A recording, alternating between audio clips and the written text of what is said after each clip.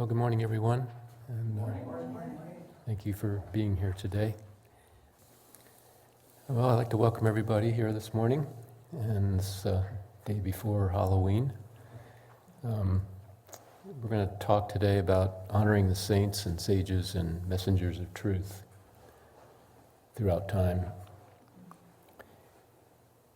And since it is that day before Halloween, I wanted to tell some personal ghost stories. In the late 70s, Sunburst was the largest distributor of organic produce in the country. We were flying organic produce all over the place, even to a little store in Texas called Whole Foods. And Jonathan and I got the assignment to move down to LA from this beautiful ranch we had on the coast and work 4 days down there and then come back up for the 3-day weekend to oversee the warehouse and make sure that everything was happening according to plan. So we started renting some different apartments, and finally one of the ladies at Sunburst, her dad owned a house in Hermosa Beach and said it was available for us to rent. And so we said, cool. So nothing better than being by the beach when you work downtown LA. At night, yeah, right. We worked from like 11 to 11, basically, 11 p.m. to 11 a.m. And so we went to see the house, and it was an older house, and it was 2 stories. It was right on the strand, the cement thing that's right before the sand. And so we moved in, and I took a smaller bedroom, and Jonathan took the larger bedroom. And pretty soon we started feeling like there was something else in the house. Especially in Jonathan's room. We think it lived in Jonathan's closet. And then it would come out, and it actually, didn't it wake you up one night or something, put his hands on your face or something? I felt this thing right in my face like this, and it was terrifying. And Paul Custard had the same. Paul was staying there too, and I asked Paul, I said, you notice anything funny about it? And he said, we did, Anyway, it started. Yeah, and someone, I can't remember who, actually saw this ghost walking up the stairs. I can't remember who that was. Somebody must have been visiting or something. So that was my first experience of a real live ghost. And then in the early 80s, Sunburst relocated up to Nevada and Salt Lake City. And one of the first things we did was we rented these 2 homes. It was in an older section of Salt Lake, right near downtown, called the Avenues. And these 2 homes were available to rent, and so we rented them. And on the corner, right next to, there was 3 homes in the row from the corner, and then there was a home, and then there was the 2 homes we rented. And the home on the corner was very strange looking. It was this old Victorian house, and it, I can't remember who told us, but somebody said it was haunted. And so a couple of us went over there. We got the key from the owner, and we went in. And it was so weird because the guy kept a radio on all the time, because he said it was because he didn't want people breaking in. He wanted people to think somebody was in there. And I tell you, it felt like there were lots of ghosts in there. I mean, lots. I mean, it just felt like they were just all over you. And I remember I was painting the bedroom in the second house and the window faced that haunted house. And I was painting, and I could just feel these ghosts moving back and forth. I mean, and from one house to another. And it was my second experience of ghosts. So they really exist. Nobody can convince me otherwise, because I personally have experienced it. But how do they exist? Why do they exist? And I have to refer to what we've learned through our wonderful saints, sages, and messengers of truth. That internally, interdimensionally, our spine is a tunnel. And inside this tunnel are energy centers that vibrate at different frequencies. And because they're vibrating at different frequencies, they emanate different shades of the rainbow in colors. And in these energy centers exist our book of life and our current chapters that we're adding, and how we conduct ourselves, and all of our old karmas, all of our karmas that we're creating each day gets stored in these energy centers. And for what I understand is that ghosts, unfortunately, for one reason or another, their karma locked them into this dimension after they passed. And depending on their circumstances, some were locked into certain houses, some were locked into other areas. And no one really knows how long they have to stay there before they can move on. And Norm, the founder of Sunburst, used to talk about how he would sometimes travel in the astral to the lower dimensions and try to free souls that were locked down there.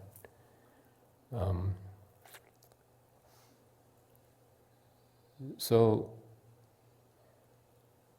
as part of our Kriya meditation technique that we teach here, we talk about how we can unlock these energy centers, and we can, through our meditation technique, we can move these stored up things from past lives in this life and move them up through the crown of our heads into the brilliant light of Christ, the first ignition, and bring down that wondrous light into each center, energizing them and purifying them. And we have to realize that that's not enough. We also have to practice what we teach is the 8 paths of truth, of conscious living, 12 virtues, and putting it all together each day in trying to be virtuous, living a good life, and practicing meditation will help move those energies and bring to us ever new joy and understanding.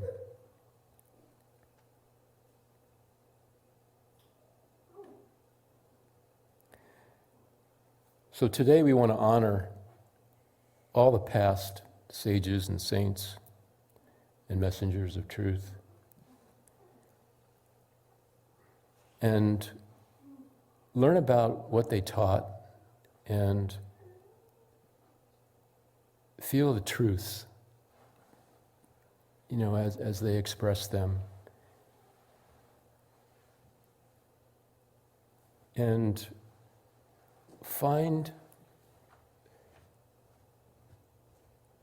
the teachings of one of those saints or sages or messengers of truth that you identify with, that vibes with you, and pursue that, and whatever that teaching was, whether it was Buddha, Muhammad. At Sunburst here, we have a line of teachers that we identify with and that we learn about what their message was and their teachings.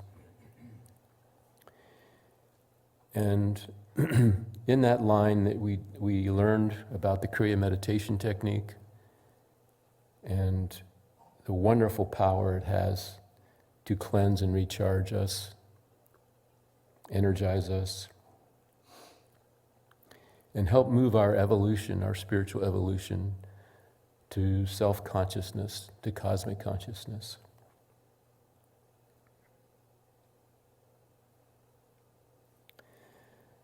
Some of these past ancient ones have demonstrated manifesting their bodies in physical after their death. Obviously, the first one that comes to mind is Jesus, and he was able to, after passing, was able to come back in flesh and blood and reveal himself to many of his disciples, encouraging them to continue on with the teachings. We learned about Babaji, the deathless saint that appears from lots of times over the hundreds and hundreds of years that he's been around,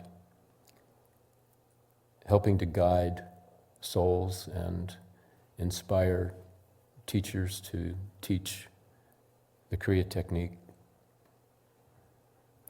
One of those souls was Lahiri Mahasaya. And after he passed, he manifested his body also. But even while he was living, there were stories of him existing in two different places at the same time. You know, a disciple would come and talk to somebody and say, "Hey, I saw Lahiri over here," and he goes, "Well, that's impossible because he was right here." And that's happened several times. In Autobiography of a Yogi, Yogananda describes how Yukteswar came back after his passing and appeared in the flesh and blood to him. It's a beautiful chapter and highly recommend that you read it. I've read it many times. But Yukteswar describes how from cosmic atoms he created a totally new flesh and bone body to be able to appear to Yogananda. And he explained to Yogananda that he has resurrected on an astral planet and has been helping souls on that planet make their final purge of karmas, and so they can journey into the sun.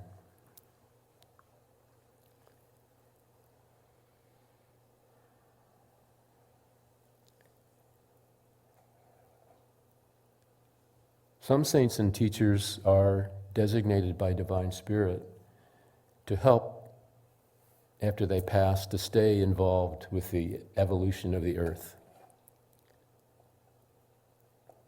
But others move on to other areas in the astral to help Divine Spirit's energy move through souls. In June of 1952, Norm was reading in bed, and he said a gust of wind blew open the door of his apartment. And Yogananda in the flesh walked in and Yogananda had passed, and stood at the foot of Norm's bed. And then on either side of him, these two Himalayan yogis in full lotus posture floated in and just floated on either side of Yogananda. And Yogananda used that opportunity to talk to Norm about what life challenges Norm was going to have. And as he was leaving, he said, "I bow to the infinite soul within you," to Norm. Over the years, here at Sunburst, in several times in meditation, when Norm was leading them, he would stop and let us know that Jesus was in the room, because he could see him. And he had such an affinity for Jesus, and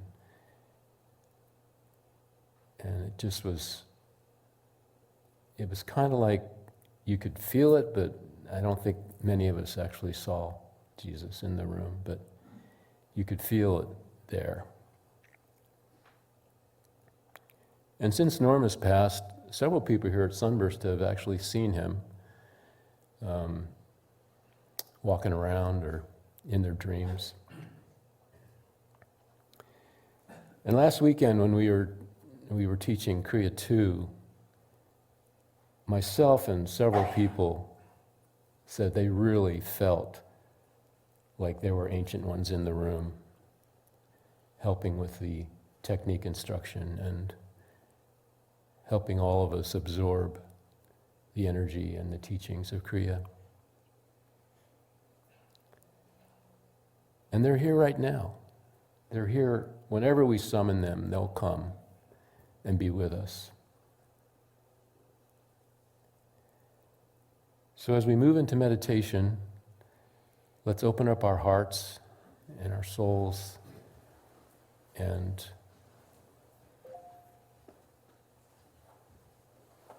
express our love for these saints and sages and messengers of truth, and thank them for how they've influenced our lives, and pray that they continue to move us forward to cosmic consciousness.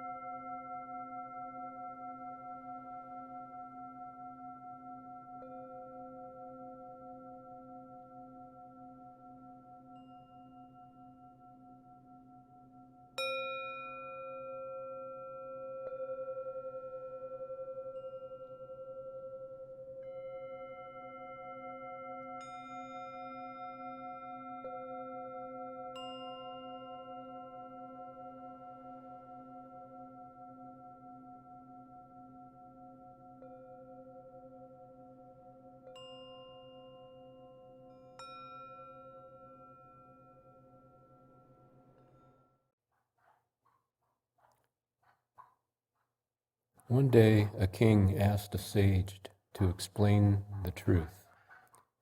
In response, the sage asked the king how he would convey the taste of a mango to someone who had never eaten anything sweet. No matter how hard the king tried, he could not adequately describe the flavor of the fruit. And in frustration, he demanded of the sage, "Tell me then, how would you describe it?" And the sage picked up the mango, handed it to the king, saying, "This is very sweet. Try eating it."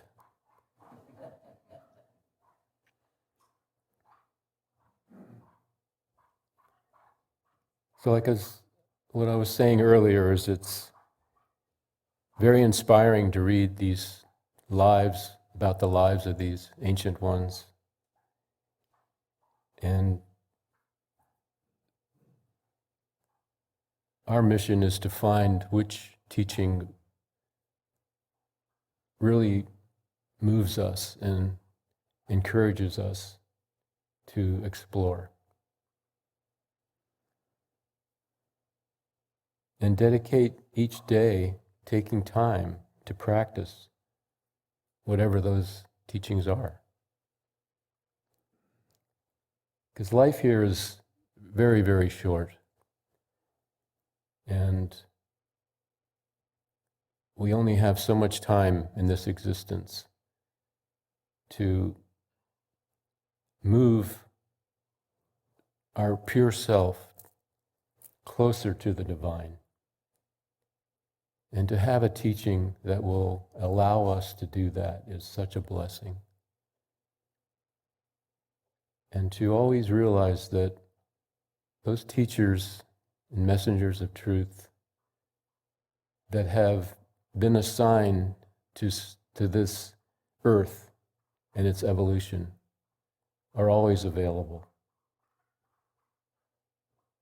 And want to be available to us. That's their mission.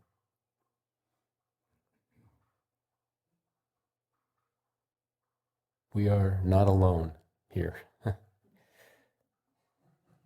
We have lots of support.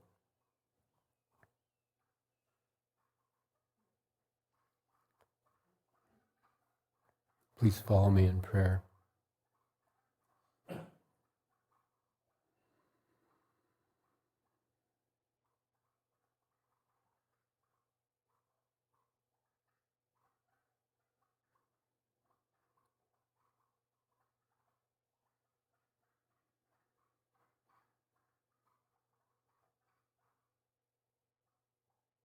Almighty Spirit,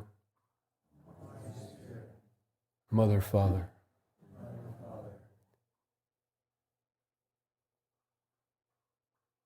we feel so blessed today to be sitting here together, feeling your energy around us and within us.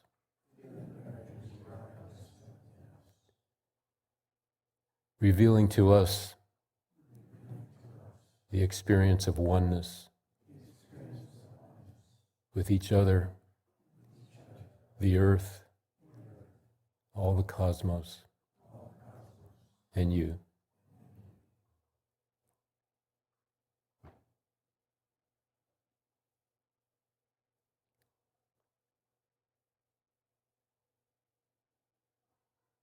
May we never forget all those ancient ones that you sent here to help all the souls evolve closer to you, O Father.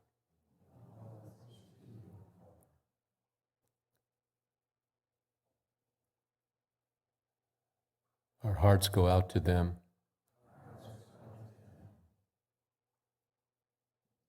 and ask them to participate in our personal journey here, encouraging us, helping us. Thank you, Divine One. You who are our closest companion, closer than our heart, beating in our chest.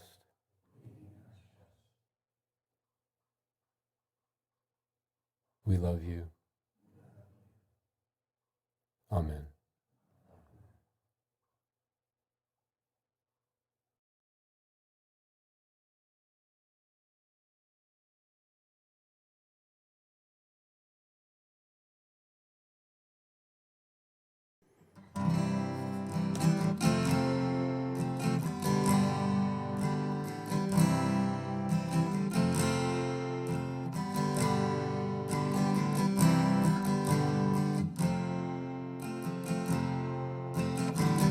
Make our lives a shining light for all the world to see.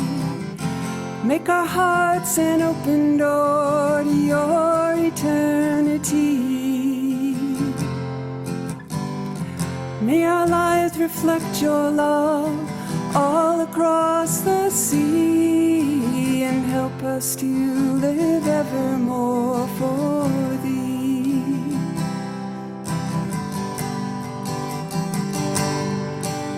Show your face,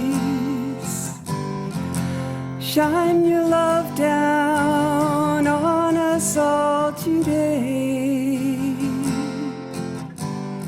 Shine out in the night so mine eyes can see the light that can set thy people free.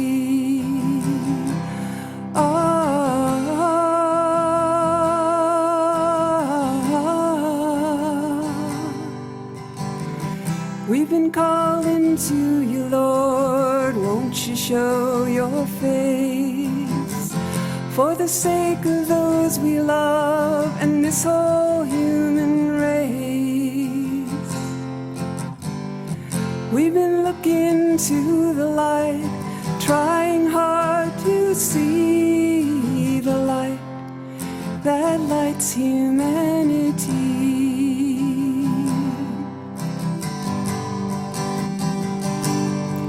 So show your face, shine your love down on us all today. Shine out in the night so mine eyes can see the light that can set thy people free.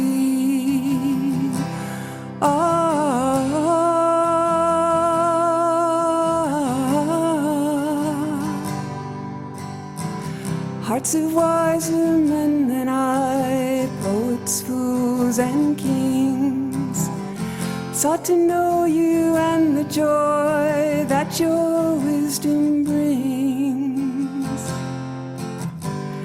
Of all the suns and worlds we see, nothing can compare to all the love, the light that's shining there.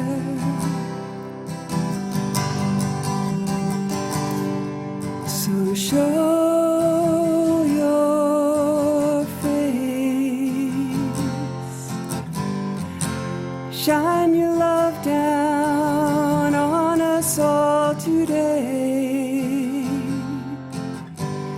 Shine out in the night so mine eyes can see the light that can set thy people free.